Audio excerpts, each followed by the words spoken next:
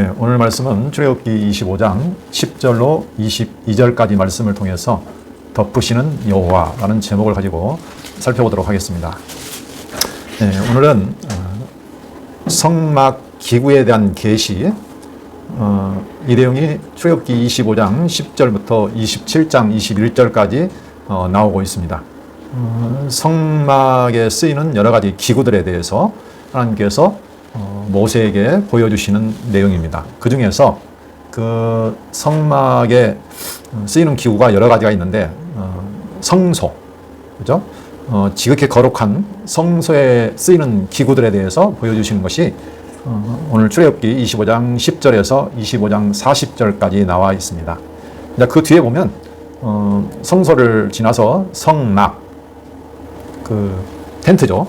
성막과 휘장, 그 성소와 지성소를 나누고 있는 그 휘장에 대한 계시가 나오고, 뒤에 보면 이제 바깥 뜰과 번제단에 대한 계시가 나옵니다.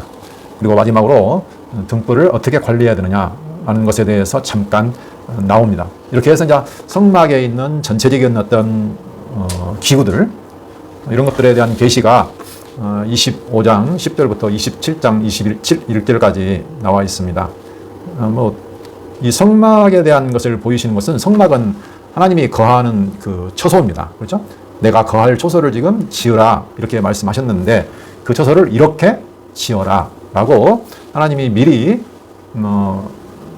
계획하신 설계도가 있죠. 그 설계도를 지금 모세에게 보여주시는 내용입니다. 오늘 저희는 성소에 대한 계시 내용을 살펴볼 겁니다.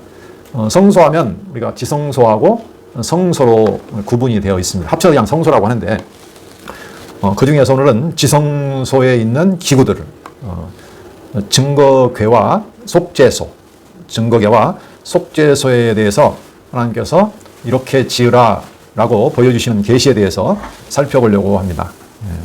내용은 짧지만 오늘은 어떻게 보면 성막에 있는 모든 기구 중에서 가장 핵심적이고 중요한 내용이다, 이렇게 보시면 되겠습니다. 하나님께서 지난 시간에 이제 성소를 짓는데 자원하는 예물을 받으라 이렇게 말씀하셨죠. 이 모든 예물들이 전부 다 성소를 지을 때 필요한 것들입니다. 그렇죠?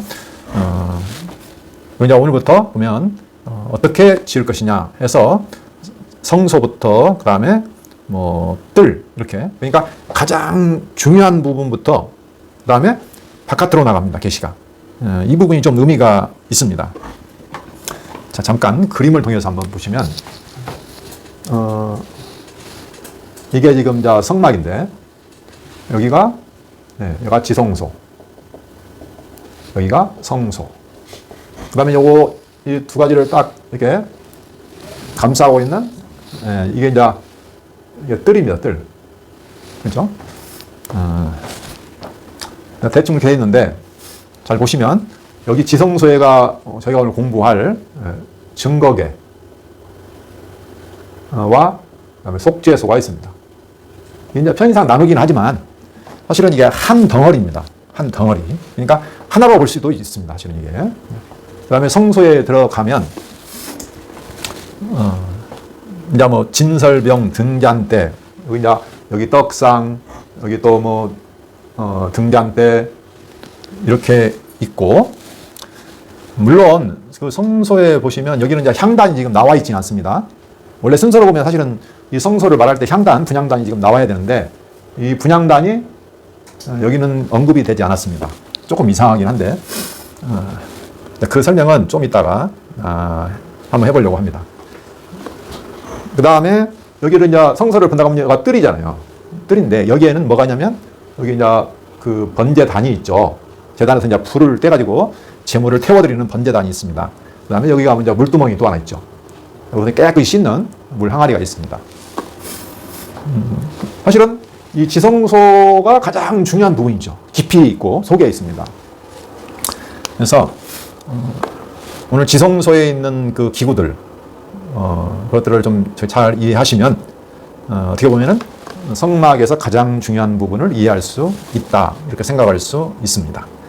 이걸 전체적으로 한꺼번에 다 보면 좋은데 내용이 좀 길어서 오늘은 지성소에 있는 증거궤와 속죄소에 대해서 하나님께서 모세에게 보여주시는 내용을 통해서 우리가 하나님에 대해서 알아보고자 합니다. 첫 번째 부분 보면 이제 증거계에 대한 내용이 나옵니다. 10절로 16절까지. 첫째 부분이 보면 이제 증거계를 이렇게 지으라 이렇게 말씀하시고, 그러니까 자, 첫 번째는 이제 증거계입니다. 그다음에 이어서 두 번째가 뭐냐면은 속죄소. 속죄소를 이렇게 지으라 이렇게 말씀하시고, 그다음에 마지막에 보시면 그럼 여기서 뭐 하시냐? 여기는 하나님이 만나시겠다. 만나서 너와 너에게 명령하시겠다. 라고 하십니다. 그러니까 이것은 이제 만드는 어떤 건데, 그죠? 어떤 기구를 만드는 거죠. 실제적인 하는 일은 그러니까 이 일이죠. 그죠? 하나님이 거기서 만나겠다는 겁니다. 만나서 내가 너에게 이루는 말을 명령을 하겠다. 이렇게. 그러니까 어떤 실제적인 하는 일이 마지막 부분에 나와 있습니다. 사실 그 부분이 중요하죠. 네. 그럼 내용을 한번 살펴보시면서 그 의미를 한번 살펴보도록 하겠습니다. 자, 10절 보시면 먼저 이제 증거궤를 이렇게 만들어라 이렇게 하시죠. 그들은 조각목으로 궤를 짜래. 자, 궤라는 것은 여기서는 이제 상자입니다. 네모난 상자. 그죠? 네.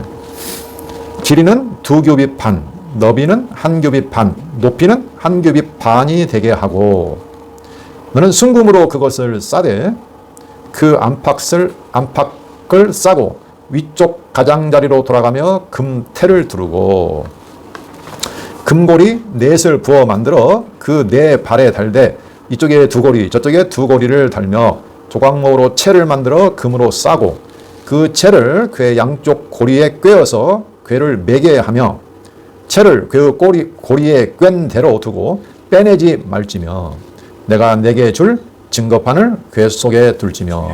여기까지 이제 증거궤에 대한 어떻게 만들 것인가, 무엇을 둘 것인가 하는 내용을 말씀하십니다.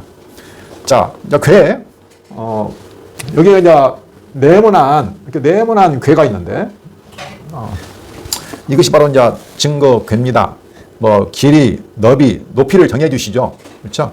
그래서 이제 규빗이라는 단어가 나오는데, 보통 규빗이라는 것은 우리 이제 팔꿈치에서 이 끝에 중기 끝까지 이 뜻이죠. 이것의 길이를 보통 말합니다. 예. 옛날에 뭐 정확하게 하지는 못했지만 어쨌든 팔꿈치에부터 중기 끝까지 이 길이를 보통 약 한 45cm 정도로 봅니다. 45cm. 뭐 사람에 따라 틀리기는 하겠죠. 좀씩. 그죠? 네. 이것도 뭐 보통 규빗이 있고 왕의 규빗이 있다고 하는데 왕의 규빗은 좀 더 깁니다.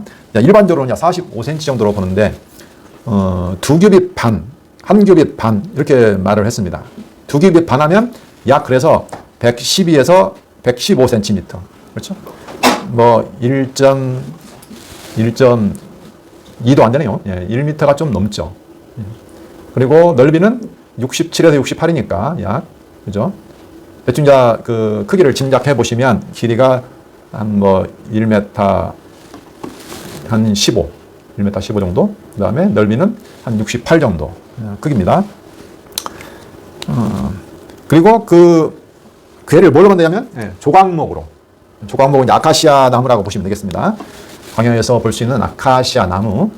그런 별 볼 일은 없죠. 아카시아 나무 났는데 그 조각목으로 짜긴 짜는데 그거를 전부 다 순금으로 싸라고 합니다. 안팎으로. 그럼 조각목이 안 보이죠. 그죠?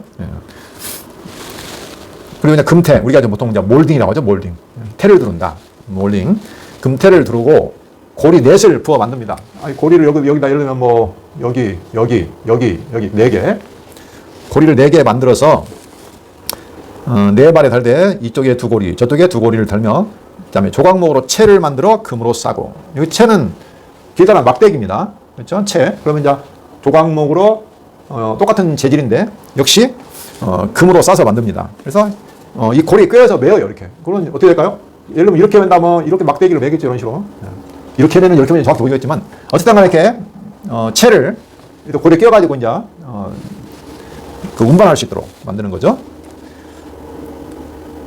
그리고 15절 보면 채를 궤의 고리에 꿰는 대로 두고 빼내지 말라고 합니다. 다시 끼고 다시 빼고 하지 말고 그냥 낀 대로 그대로 들어가는 거죠. 빼내지 말지며 내가 내게 줄 증거판을 궤 속에 둘지며. 중요한 것은 이 안에 뭐가 들어있냐가 중요하죠, 사실은. 그렇죠? 여기에 돌판 이렇게 두 개를 딱 넣으라는 겁니다. 하나님께서 시내산에서 모세에게 준 증거판, 그렇죠? 돌판 있죠? 두 돌판을 그걸 증거판이라고 부릅니다. 이렇게 해서 이제 증거궤가 이렇게 만들으라고 지금 말씀하셨죠. 근데 여기서 중요한 것은 그러면 이 증거궤는 무엇이냐, 무엇을 말하고 있느냐, 이게 참, 그러니까 중요한 것은 이 증거판에는 뭐가 들어있습니까? 하나님의 언약의 말씀이 들어있죠. 그렇죠?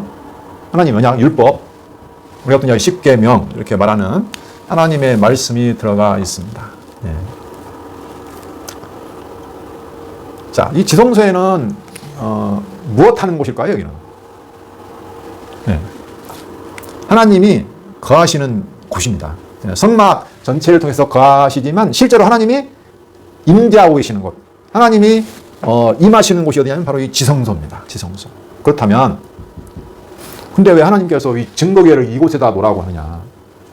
좀 더 읽어볼까요? 그건 좀 나중에 설명하기로 하고. 그 다음에 이제 그 두 번째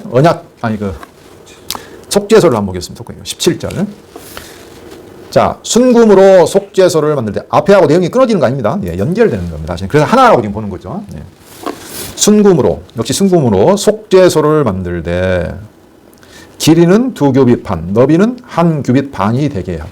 지금 길이와 너비를 보시면 이 증거궤하고 속죄소의 그 양식이 똑같아요. 높이는 없어요. 근데 길이와 너비는 똑같습니다. 왜? 요거에 덮어야 되니까. 그러니까 이 속죄소는 다시 말하면 뭡니까? 덮개입니다. 덮개. 그럼 덮개가 추가돼야 완벽한 하나의 물건이 되는 거죠. 그러니까 한 세트라고 보시는 것이 맞습니다. 설명상 따로 하지만 사실은 이게 하나의 세트다. 하나다. 이렇게 보시면 되겠죠.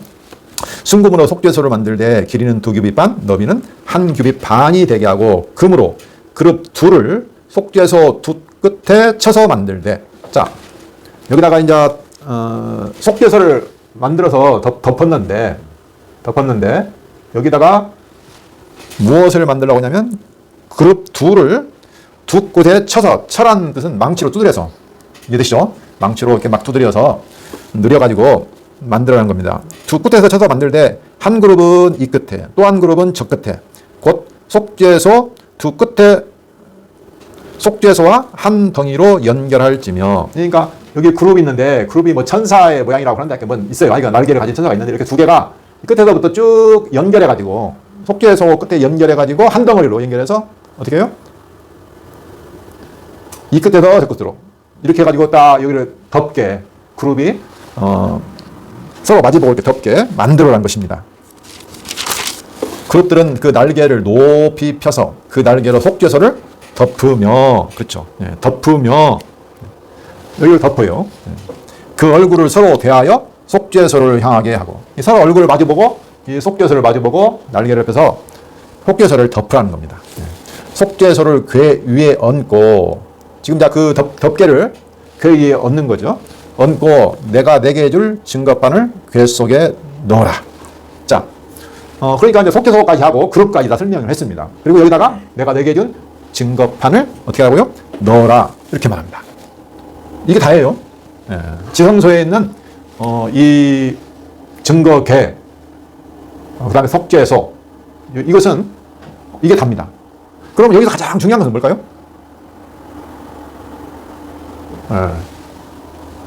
우리가 언약궤라고도 하죠. 언약궤라고도 하죠. 법궤라고도 하고. 그렇죠? 율법이 들어있다고 해서 법궤. 하나님의 언약이 들어있다고 해서 언약궤. 또는 하나님의 증거판이 들어있다고 해서 증거궤. 뭐 이런 식으로 말을 많이 합니다. 성경에도 보면 여러 가지로 말을 합니다. 근데 거기서는 도대체 무엇을 하는 것이냐? 그렇죠? 무엇을 하는 것이냐? 자, 22절. 거기서 내가 너와 만나고. 그러면 지금 이곳에서는 하나님께서 첫 번째 만난다고 하십니다. 만난다. 그렇죠? 속죄소 위 곧 증거궤 위에 있는 두 그룹 사이에서 내가 이스라엘 자손을 위하여 내게 명령할 모든 일을 내게 이르리라. 자, 두 번째는 만나서 여기 보는데 속죄소 위 증거궤 위에 있는 두 그룹 사이에서 내가 이스라엘 자손을 위하여 내게 명령할 모든 일을 내게 이르리라. 여기서 말씀하신다는 거잖아요. 그렇죠? 말씀한다. 다른 말로 하면 명하신다 그러는데 명령한다. 이 그림을 한번 잘 생각해 보셔야 됩니다. 꼭 그 말투가 잘 보시면 왕이, 그죠? 왕이 어디에 딱 앉죠? 그죠? 어디 앉을까요? 네. 보좌에. 통치의 보좌에 딱 앉으세요. 그리고 그 보좌에 앉아서 왕이 누구에게? 백성들에게 뭐라죠? 명령하시죠? 네. 지금 이 그림이에요. 가만히 보시면. 네. 그걸 어떻게 제가 좀 더 확인해 볼 수 있냐면, 그 그룹들. 여기 그룹이 나오죠? 거기 보면 뭐라고 하냐면, 그룹 사이에서 내가. 하나님이 그룹에 앉아있으면 어떤 보이는 형상으로 하나님을 보여주시면 좋은데, 다른 것은 다 형상을 보여주셨어요. 그렇죠? 근데 실제적인 하나님은 형상으로 안 보이셨어요. 그렇죠? 그냥 그룹 사이에서 내가 말씀하시겠다는 거죠. 만나서. 그렇죠? 우리 아다시피 하나님은 일반적인 우상과 다르죠. 사람들은 보통 눈에 보이는 형상을 만들어 섬기지만 하나님은 내 형상 만들지 말라. 나는 그들과 다르다. 나만이 진정한 영으로 계신 하나님이시다 라고 하나님은 보이지 않는다고 말씀하시죠. 네. 어쨌든 그래도 하나님은 분명히 계신다는 거예요. 그분이 거기에 좌정해서 보좌에 앉아서 지금 이스라엘 백성 어떻게 했다고요? 함께 만나서, 그렇죠? 만난다는 것은 뭐 만납니까? 이게 함께 하신다는 거죠. 얼굴을 대하고 마주 앉아서 하나님이 말씀을 해주신다는 거예요. 그렇죠? 지금 이게 바로 뭐냐면은 성막의 본질입니다. 본질. 그렇죠? 네. 하나님은 성막을 지으라. 그 말은 무슨 말일까요? 하나님께서 내가 너희 가운데 함께해서 너희와 만나고 너희 가운데서 너희 왕이 되어서 너희를 다스리겠다. 그렇죠? 너희와 말씀하겠다. 다스린다고 하면 조금 거부감이 들 수 있으니까 하나님께서 어떻게 한다고요? 이스라엘 백성과 교제하시겠다. 네. 교제라고 하면 조금 더 친근하잖아요. 그렇죠? 네. 물론 하나님은 난 너희 하나님이 되고, 이 말은 왕이거든요, 사실은. 그죠? 너희 하나님이 되고 너희는 내 백성이 되리라. 이런 그림으로 지금 말씀해 주시는 거죠. 네.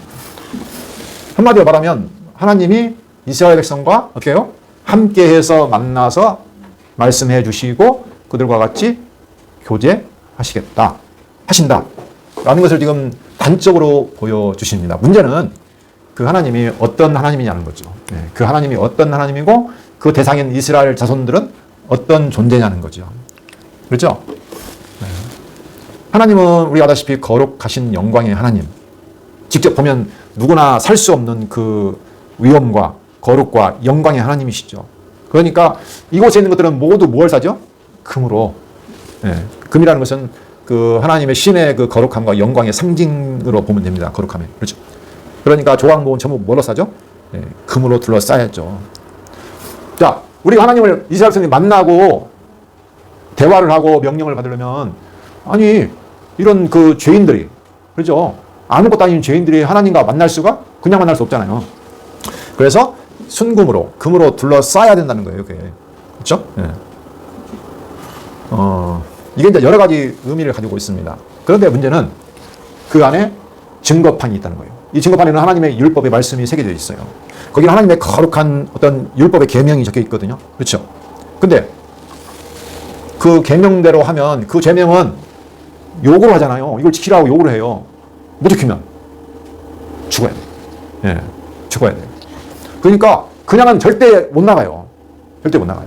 그래서 그 위에 뭘 덮었어요? 속죄소. 예. 다시 한번 이제 정리하다 보면은 증거판에는 하나님의 율법의 거룩한 요구가 되어 있습니다. 내가 거룩하니 너희도 거룩해야 돼. 당연히 만나려면. 예. 그래서 증거판이라는 것은 하나님과 이스라엘 백성과의 그 사랑의 언약을 확정해주는, 그렇죠? 증거의 돌판들입니다. 너와 나는 지금 언약을 맺었다. 너희는 거룩한 내 백성이다. 그렇죠? 그러나 여기는 반드시 뭐가 있어요? 예, 요구하시는 것이 있어요. 하나님을 사랑하고 이웃을 사랑하라. 근데 이스라엘 백성들로서는 지킬 수가 없어서 이 증거판 앞에 나가면 어떻게 됩니까? 그들의 죄가 고발되어서 그들은 죽어야 됩니다. 못 나가요. 예. 그런데 거기에다가 하나님께서 속죄소를 덮어주시죠. 그 속죄소란 그 원어를 보시면 그게 무슨 뜻이냐면 덮는다는 뜻을 가지고 있어요. 덮는다. 예, 뭔가가 있는데 덮어버려요. 그래서 속죄한다. 그래서 화목케 한다. 이런 뜻이 돼요. 그 원문은 히브리어에 보면 그 뜻이. 원어의 그 발음이 어려워서 저는 말을 하지 않겠습니다만, 하여튼 그래서 속죄소를 다른 말로 하면 그걸 뭐라 하냐면 은혜의 보좌다. 은혜를 베푸는 보좌다. 해서 시은좌 이렇게도 말을 합니다. 그래서 이 속죄소를 통해서 어떻게 해요? 죄를 속하고 덮어버려요. 그래서 이제 어떻게 됩니까? 화목하게 돼요. 그러니까 만날 수가 있는 거죠. 예. 근데 그 당시에 이스라엘 백성들은 그럼 무엇으로 이렇게 죄를 덮어버리고 하나님과 화목하게 될 수 있었을까요? 예. 그게 뭐 여러 군데 나와 있죠. 예. 이 성소는 제사장들이 보통 활동하는 곳인데 여기는 날마다 제사장들이 활동을 해요. 여러 제사장들이. 그러나 이 지성소는 안 돼요. 이 지성소는 대제사장만, 그것도 1년에 딱 한 차례 7월 10일 날 대속죄일에 한 차례만 들어와서 만날 수가 있어요. 예. 틀립니다. 예. 여기는 제사장들이 매일매일 하나님을 섬기는 것이 있는데 여기는 좀 달라요. 우리가 이제 그 부분을 좀 더 확인해 보도록 하겠습니다. 자, 히브리서 9장 7절을 한번 보시면, 히브리서는 이제 옛 언약의 뭐 여러 가지 모세, 뭐 제사장들, 뭐 성전들 이런 것들이 그리스도 안에서 어떻게 완성됐는가 이런 것을 잘 보여주죠. 네. 히브리서 9장 7절 한번 보겠습니다.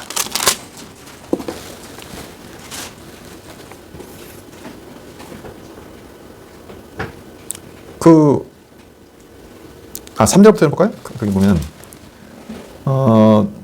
둘째 휘장되어 있는 장막을 지성소라 일컫나니 금향로와 사멸을 금으로 싼 언약궤가 있고, 여기는 언약궤라고 했네요. 그 안에 만나를 담은 금 항아리와 아론의 쌍난 지팡이와 언약의 돌판들이 있고, 자, 그 뒤에 보면 거기에 처음에는 언약판만 들어가 있었는데 나중에 보시면 거기에 보면 아론의 쌍난 지팡이, 그다음에 만나를 담은 금 항아리까지 들어있다. 이렇게 지금 증거하고 있습니다. 그 위에 속죄소를 덮는 영광의 그룹들이 있으니, 자, 속죄소를 덮어 씌우는 그 그룹들이 있으니 이것들에 관하여는 이제 낱낱이 말할 수 없노라. 이 모든 것을 이같이 예비하였으니 제사장들이 항상 첫 장막에 들어가 섬기는 예식을 행하고, 첫 장막은 성소입니다. 지성소 아닙니다. 첫 장막. 섬기는 예식을 행하고, 오직 둘째 장막은 여기 이제 지성소입니다. 대제사장이 홀로 1년에 한 번 들어가되 자기와 백성의 허물을 위하여 드리는 피 없이는 아니하나니. 여기 들어갈 때 백성들을 위해서, 자기 자신을 위해서 반드시 피를 흘려야 됐습니다. 피의 제사를 드려야 됐어요. 피 없이는 아니하나니 성령이 이로써 보이신 것은 첫 장막이 서 있을 동안에는 성소에 들어가는 길이 아직 나타나지 아니한 것이라. 그렇죠? 네. 여기가 이 지성소에서 어떤 일을 하는가 하는 것을 잠깐 봤는데,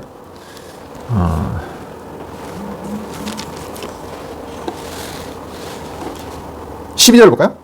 그런데 그 이제 그림자적인 것이었는데, 이제 진정한 대제사장으로 오신 11절에 보면 그리스도께서 장래 좋은 일에 대제사장으로 오사 손으로 짓지 아니한 것, 곧 이 창조에 속하지 아니한 더 크고 온전한 장막으로 말미암아. 그러니까 지금 이건 땅에서 사람이 지은 겁니다. 현재 지금 모세를 통해서 지은 것은, 그렇죠? 네.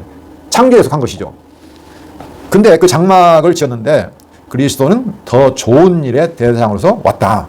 그래서 염소와 송아지의 피로 하지 아니하고 오직 자기의 피로 영원한 속죄를 이루사 단번에 성소에 들어가셨느니라. 염소와 황소의 피와 및 암송아지의 죄를 부정한 자에게 뿌려 그 육체를 정결하게 하여 거룩하게 하거든. 하물며 영원하신 성령으로 말미암아 흠없는 자기를 하나님께 드린 그리스도의 피가 어찌 너희 양심을 죽은 행실을 더 깨끗하게 하고 살아계신 하나님을 섬기게 하지 못하겠느냐. 이로 말미암아 그는 새 언약의 중보자시니, 모세는 옛 언약의 중보자로 왔죠. 그러나 예수 그리스도는 더 나은, 더 좋은 언약, 새 언약의 중보자로 오셨다는 거죠. 이는 첫 언약 때 범한 죄에서 속량하려고 죽으사 부르심을 입은 자로 하여금 영원한 기업의 약속을 얻게 하려 하심이라. 이렇게 말했습니다. 그러니까 여기 지금 출애굽기에 나와 있는 옛 언약의 중보자 모세를 통한 속죄가 있었죠. 그렇죠? 네. 그 당시에 세웠던 아론 제사장을 통한 속죄, 그렇죠? 이 죄를 속해 주는 것이 있었는데 이것들은 다 하늘에 있는 성소와 하늘의 영원한 제사장인 그리스도가 하실 일에 대한 하나의 예표와 모형이다라는 내용입니다. 그래서 이 1년의 일에 대속죄의 일에만 대제사장이 들어가서 백성과 모든 사람들의 죄를 속함을 받았습니다. 네. 그런 일을 했었는데 지금 그곳에서 하나님께서 이 속죄를 통해서, 그렇죠? 대제사장의 속죄를 통해서 모든 사람의 죄를 깨끗하게 해서 거기서 하나님을 섬길 수 있도록 했다는 거죠.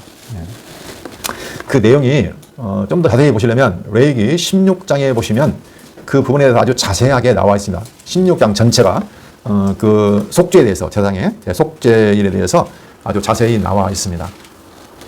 어쨌든 간에 그래서 하나님의 언약의 말씀에 위에 뭐가 임하죠?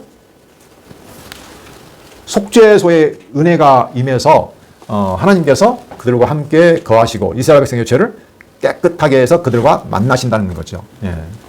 그래서 지성서는 다시 말하면 영광의 거룩한 하나님이 그곳에 임재해서 이스라엘 자손과 만나고 함께 하시고 다스리신다 하는 것을 상징하고 있습니다. 그런데 물론 그 당시에는 모세라는 종말을 통해서 실제로 그런 일이 일어났었죠. 그렇죠? 네. 그러나 그것은 하나의 불완전한 것이고 모형과 예표로서 사라지고 완전치 못해요. 그렇죠? 그래서 해마다 드려야 돼요. 해마다. 예? 해마다. 그런데 그리스도는 해마다 안 드려요. 단번에, 단번에 완성을 시킨다는 거죠. 예. 그래서 하나님이 그러면 마찬가지입니다. 이것은 이스라엘 자손과의 관계지만 진짜 실제로 오신 그리스도께서, 그렇죠? 하나님의 언약의 말씀을 순종하시고 자기 백성의 죄를 위해서 속죄하심을 통해서 어떻게 합니까? 하나님께서 자기 백성과 함께 하시고 교제하도록 만드셨잖아요. 그렇죠? 그래서 하나님은 그 자기의 언약의 근거에서 임재하시는 거예요. 그렇죠? 네. 하나님의 언약의 말씀 위에 그 언약의 성취자로 오신 그리스도 안에서 우리와 함께 하시는 거죠. 그렇죠? 하나님이 영원한 언약이 있습니다. 그 언약의 말씀 안에서 그 말씀을 성취하러 오실 그리스도를 보내셔서 우리와 함께 하신다는 것이 하나님의 뜻이잖아요. 그렇죠? 지금 그것을 보여주시는 거죠. 그래서 우리가 죄인이기 때문에 하나님 앞에 나아갈 수 없지만 내가 그리스도를 통해서 그의 피와 그의 중보 사역을 통해서 내가 완벽하게 너희를 깨끗하게 해서 나와 교제할 수 있도록 하겠다. 내가 너희와 함께 하겠다라는 것을 지금 증거하고 있는 것입니다. 자, 마태복음 5장 17절을 보시면 예수님께서 왜 오셨는가 하는 것을 보여주시죠. 마태복음 5장 17절. 내가 율법이나 선지자를 폐하러 온 줄로 생각하지 말라. 폐하러 온 것이 아니요 완전하게 하려 함이라. 율법이 사라지는 거 아니야. 내가 완성시키러 왔어. 완전케 하려고 왔어. 20절. 내가 너희에게 이르노니 너희 의가 서기관과 바리새인보다 더 낫지 못하면 결코 천국에 들어가지 못하리라. 네. 서기관과 바리새인은 그 당시에 대표적인 의를 행한다고 큰 소리를 치는 사람들이었죠. 율법의 의를 누구보다도 잘 지키고 있다. 나는 구별된 사람이다. 이렇게 하는 사람들인데 그들보다 낫지 못하면 천국 못 들어간다. 그랬습니까? 예수 그리스도 안에서만 완벽한 내 안에서만 가능하다라고 지금 말씀하시는 거죠. 그래서 이제 우리가 생각할 때 우리가 하나님께 구원을 받는다, 내가 해방된다, 이스라엘 백성이 죄에서 애굽에서 해방된다. 그게 끝나는 것이 아니라는 거죠. 구원이라는 것은 그 애굽에서 나와서 이제 누구에게요? 하나님께 완전히 속하는 거죠. 그래서 이제는 하나님과 관계없이 살았는데 내가 왕이 되어서 살았는데 이제는 하나님께 살아나서 하나님과 내가 새로운 관계를 형성하고 하나님과 동거하면서 하나님 말씀을 따라서 하나님의 통치를 받으며 내가 살아간다. 새로운 관계로 나아가는 거죠. 그래서 우리 구원이라는 것은 다시 말하면 구원 받았네? 아닙니다. 이건 시작에 불과하죠. 그렇죠? 이제는 하나님과 새로운 관계를 맺어가는 거죠. 그게 바로 영적인 예배입니다. 그래서 하나님은 사실 우리 하는 행동으로 봐서는 하나님 만날 수가 없습니다. 그렇죠? 하나님이 동거할 수가 없어요. 그런데 하나님의 그 영원한 언약에 근거해서 쉽게 말하면 아브라함에게 세우신 그 언약에 근거해서 하나님이 어떻게 합니까? 만나주시는 거예요. 무엇을 통해서? 이 성막 규례를 통해서 성전을 통해서 모든 죄를 어떻게 해요? 깨끗하게 하시고 정결케 하여서 만나주시겠다는 겁니다. 지금 이게. 이게 놀라운 거죠. 그러나 그 당시는 사실 불완전한 것이죠. 네. 온전히 깨끗게 할 수가 없는 거였어요. 하나의 예표였는데 실제로 그리스도를 통해서 하나님께서 그 영원한 언약대로 오셔서 우리와 함께 임재하시겠다라는 것을 지금 보여주십니다. 그래서 이 모든 것은 사실 하나님의 열심이에요. 우리 인간은 끊임없이 연약하잖아요. 그런데 하나님은 당신의 언약을 결코 폐하지 않으시고 그 언약대로 당신의 아들을 죽이셔가지고, 아니 하나님이 직접 사람의 몸을 입으시고 우리 죄를 위해서 죽으심으로 말미암아 피 흘리심으로 말미암아 내가 이루겠다라는 것을 보여주십니다. 그래서 하나님은 우리의 모든 죄를 덮으시는 하나님입니다. 그러나 대가 없이 그냥 덮어주는 거 아니에요. 그렇죠? 하나님이 직접 피를 흘리셔서 우리의 모든 죄를 덮으신다는 거죠. 그래서 이제 그룹 사이에 하나님이 임재하신다, 그 부분인데, 이 그룹이라는 것은 창세기에 보면 아담이 범죄했을 때 쫓겨났죠. 에덴 동산에서. 그렇죠? 근데 그룹이 딱 가로막아 있어요. 모르겠어요. 그러니까 하나님의 거룩한 임재, 영광을 지키는 하늘의 영적인 존재들입니다. 그렇죠? 하나님이 계시는 곳에 계시는, 그러니까 죄인들이 접근하지 못하도록 만든 거예요. 그렇죠? 네. 그래서 하나님을 표현할 때 그룹 사이에 좌정하신 하나님, 이렇게 많이 하죠. 그러니까 실제적으로 여기는 하나님이 하나님의 영광의 보좌에서 지금 좌정하시는 것을, 좌정하여서 당신의 백성과 만나시고 동거하는 것을 지금 보여주고 있다. 이렇게 보시면 됩니다. 자, 오늘 내용의 그러면 근거는 뭘까요? 왜 하나님은 이스라엘 백성과 굳이 이렇게 함께 하시겠다고, 임마누엘 하시겠다고 하실까요? 그것은 바로 아브라함과 세운 언약 때문이죠. 창세기 17장 7, 8절 여기 보시면 나는 그들의 하나님이 되고 너희는 내 백성이 됩니다. 그게 곧 내가 너희와 언약을 맺어서, 언약 관계를 맺어서 내가 너희와 동거하겠다, 하나가 되겠다 라는 것을 보여주고 있죠. 그래서 모세를 통해서 내가 그 언약을 이루어줄 거야 라고 약속하셨죠. 자, 한번 볼까요? 출애굽기 6장. 하나님 어떻게 언약을 이루시는지 우리가 그걸 좀 살펴봐야 됩니다. 6장 2절, 하나님 모세를 부르실 때 하는 말씀입니다. 하나님 모세에게 말씀하시되 나는 여호와이니라. 내가 아브라함과 이삭과 야곱에게 전능히 하나 나타났으나 나의 이름을 여호와로는 그들에게 알리지 아니하였고 가나안 땅 곧 그들이 거류하는 땅을 그들에게 주기로 그들과 언약하였더니 이제 애굽 사람이 종으로 삼은 이스라엘 손의 신음소리를 내가 듣고 나의 언약을 기억하노라. 그러므로 이스라엘 손에게 말하기를 나는 여호와라. 내가 애굽 사람의 무거운 짐 밑에서 너희를 빼내며 그들의 노예에게서 너희를 건지며 편팔과 여러 큰 심판들로서 너희를 속량하여 너희를 내 백성으로 삼고 나는 너희의 하나님이 되리니. 그렇죠? 이게 지금 아브라함이 했던 언약입니다. 너희를 내 백성으로 삼고 나는 너희의 하나님이 되리니. 나는 애굽 사람의 무거운 짐 밑에서 너희를 빼낸 너희 하나님 여호와인 줄 너희가 알지라. 내가 아브라함과 이삭과 야곱에게 주기로 맹세한 땅으로 너희를 인도하고 그 땅을 너희에게 주어 기업을 삼게 하리라. 나는 여호와라 하셨다라. 여기서 가장 중요한 것은 내가 아브라함에게 한 언약을 내가 반드시 이루어주기 위해서 너희를 애굽에서 건져가지고 내 백성을 삼겠다. 땅도 주겠다. 그래서 뭐 하겠다고 하냐면 내가 여호와인 줄 알지라. 네. 내가 너희 하나님 여호와인 줄 알지라. 이 언약을 이루어주시는 것은 그거예요. 내가 너희의 죄악과 허물에도 불구하고 너희의 범죄함에도 불구하고 불순종에도 불구하고 나는 언약대로 이루어주시는 여호와라는 사실을 알리는 거죠. 그 은혜의 영광을 깨닫게 하는 것이 목적이라는 겁니다. 그래서 하나님께서 이스라엘 손을 건져가지고 언약을 실제로 맺으시고 성막을 통해서 그들의 하나님과 그들의 백성을 되는 것, 그것을 지금 실제로 이루어 주시는 거죠. 하지만 이것은 불완전하기 때문에 이스라엘 백성은 결국은 다 그 언약을 다 버리고 하나님의 심판과 저주를 받아서 다 흩어지고 포로로 잡혀가고 성전도 깨어지고 무너졌죠. 그래서 하나님께서 이제는 영원한 언약, 새 언약을 주시죠. 그게 바로 에스겔서. 자, 한번 볼까요? 37장. 37장 24절로 28절 한번 보겠습니다. 내 종 다윗이 그들의 왕이 되리니 그들 모두에게 한 목자가 있을 것이라. 그들이 내 규례를 준수하고 내 율례를 지켜 행하며 내가 내 종 야곱에게 준 땅 곧 그의 조상들이 거주하던 땅에 그들이 거주하되 그들과 그들의 자자 손손이 영원히 거기에 거주할 것이요 내 종 다윗이 영원히 그들의 왕이 되리라. 이 다윗은 옛날에 세웠던 다윗이 아닙니다. 하나님의 종 다윗은 다른 사람을 말하죠. 예수 그리스도입니다.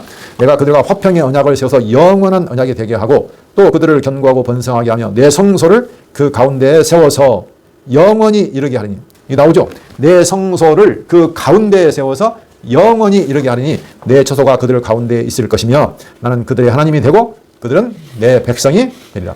지금 나는 그들의 하나님이 되고 그들은 내 백성이 되리라는 것을 계속 반복하고 있습니다. 그렇죠? 지금 그 언약을 내가 이루겠다는 겁니다. 그러나 너희는 안 되니까 내가 새 언약, 영원한 언약을 세워서 그것을 이루겠다는 거죠. 내 성소가 영원토록 그들 가운데 있으리니 내가 이스라엘을 거룩하게 하는 여호와인 줄을 열국이 알리라 하셨다. 이게 결론도 마찬가지입니다.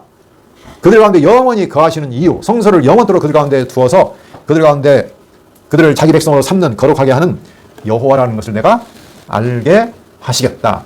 이게 사실 모든 성경의 결론으로 나옵니다. 그렇죠? 예. 하나님이 하시는 일은 우리 때문에 하는 것도 아니고 자기 이름을 위해서, 자기 영광을 위해서, 자기 열심으로 그 일을 하나님이 이루셨다는 거예요. 그런데 그 중간에 율법이라는 걸 딱 주시잖아요. 이건 뭐 하는 거예요? 어차피 하나님이 이루실 거잖아요. 근데 왜 율법을 줘가지고 이스라엘 백성을 때리시고 막 두드려 패시고 쫓아버리시고 무너뜨리시고 이런 일을 하실까요? 네. 이것은 이스라엘 백성의 자기 모습을 발견케 하는 거예요. 너희는 안 돼. 너희는 아무것도 아니야. 내 은혜로만 된 거야. 그 은혜의 영광을 깨닫게 하는 하나의 과정적으로 하나님이 주신 귀한 교육의 과정이랍니다. 네. 그것이 없이는 진짜 하나님의 영광을 제대로 찬양할 수 없기 때문에 하나님이 그 과정을 가운데 두시는 거죠. 그것대로 예수님께서 오셔서 참 성막을 지으시고 영원히 우리 가운데 또 교회 가운데 거하신다는 거죠. 자, 기도하고 오늘 말씀을 마치도록 하겠습니다. 살아계신 여호와 하나님 아버지 감사합니다. 죄와 사망과 세상의 종노릇하며 하나님과 단절되어서 죽었던 저희들을 하나님께서 영원전 하나님의 영원하신 언약 안에서 그리스도를 보내주시고 하나님께서 친히 성취해 주심으로 말미암아 하나님께서 여호와라는 사실, 우리 하나님 여호와라는 사실을 알게 하시니 참으로 감사합니다. 이 땅을 살아가는 날 동안 그 하나님과 그의 보내신 자 예수 그리스도를 더욱더 깊이 있게 알아감으로 말미암아 우리의 온 마음과 몸으로 그 은혜의 영광을 찬송하며 살아갈 수 있는 저희에게 인도하여 주시옵소서. 예수 그리스도 이름으로 기도합니다. 아멘.